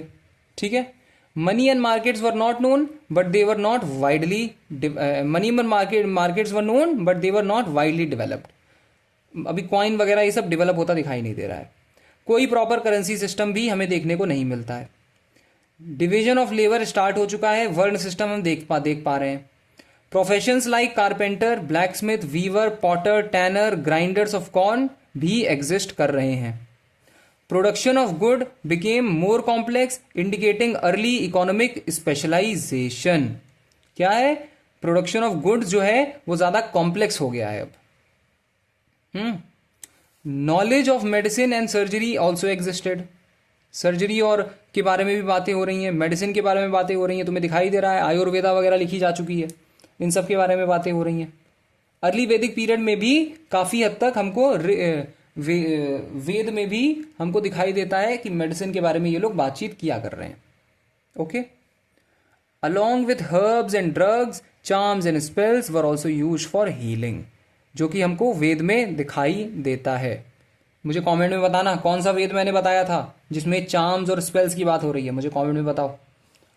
The economy was largely sufficient and village based and with minimal external trade. ठीक है, हाँ ये काफी इंपॉर्टेंट है, वेरी वेरी इंपॉर्टेंट। OCP, ऑर्के coloured pottery culture is associated with this period. Carbon dating से हमें पता चलता है कि जो ऑर्के कलर्ड पॉटरी है, ऑर्च कह लो, ऑर्के कह लो, ऑर्क कह लो, OCP क्या है? OCP है अर्ली वैदिक टाइम पीरियड से रिलेटेड। OCP ऑर्क coloured pottery is associated with early Vedic time period 1500 BC से 1000 BC। समझ गए? इतना अगर तुम्हें अर्ली वैदिक की टाइम पीरियड के बारे में पता है तो तुम आराम से कोई भी क्वेश्चन कंप्लीट कर लोगे। इससे ज्यादा तुम्हें अर्ली वैदिक टाइम पीरियड के बारे में जानने की जरूरत नहीं है। This is it. तो मुझे कमेंट में बताओ कैसा लगा ये वीडियो, इन्फॉर्मेटिव लगा या नहीं लगा? इन्फॉर्मेटिव तो लगा ही होगा। जो चीजें तुम्हें अच्छी लगी मुझे बताना। अगर अच्छा लगा है और मन कर रहा है तो चैनल को सब्सक्राइब कर लो ताकि तुम्हें मेरी ऐसे लेक्चर्स मिलते रहें। जो भी कमी लग रही है लेक्चर में मुझे बताओ ताकि मैं उस पर इम्प्रूवमेंट कर सकूं। अभी 3 महीने बचे हुए हैं एसएससी सीजीएल को, पूरा जान लगा दो कि इस बार तुम्हारा हो जाए सिलेक्शन। हाँ, मेरी जितनी भी वीडियोस हैं मैथ्स की, हिस्ट्री की, सारी हर चीज़ को पढ़ा डालूंगा मैं। जब तक एग्जाम आएगा तब तक सब कुछ कंप्लीट हो चुका होगा। तो इसको फॉलो करो रिगरसली। 10-10 मिनट की वीडियोस भी मैंने डालना शुरू कर दी हैं, 10-15 मिनट की शॉर्ट वीडियोस जिसमें अच्छा रिवीजन हो रहा है हिस्ट्री का, बाकी हर टॉपिक्स का, पॉलिटी का भी, हिस्ट्री का भी, ज्योग्राफी का भी को वो 10-10 मिनट वाली वीडियोस भी ज़रूर देखो। अगर वो 10-10 मिनट वाली वीडियो देखोगे, अगर तुमसे नहीं बैठा जाता 1 घंटा 1.5 घंटा, तो 10 मिनट वाली वीडियोस देखो ताकि तुम्हारा अच्छा रिवीजन हो सके और तुम अच्छा परफॉर्म कर पाओ आगे आने वाले एग्जाम में। ओके, तो आई होप वीडियो अच्छा लगा होगा। अगर अच्छा लगा तो मुझे कमेंट में बताना। हम मिलते हैं अगली वीडियो में।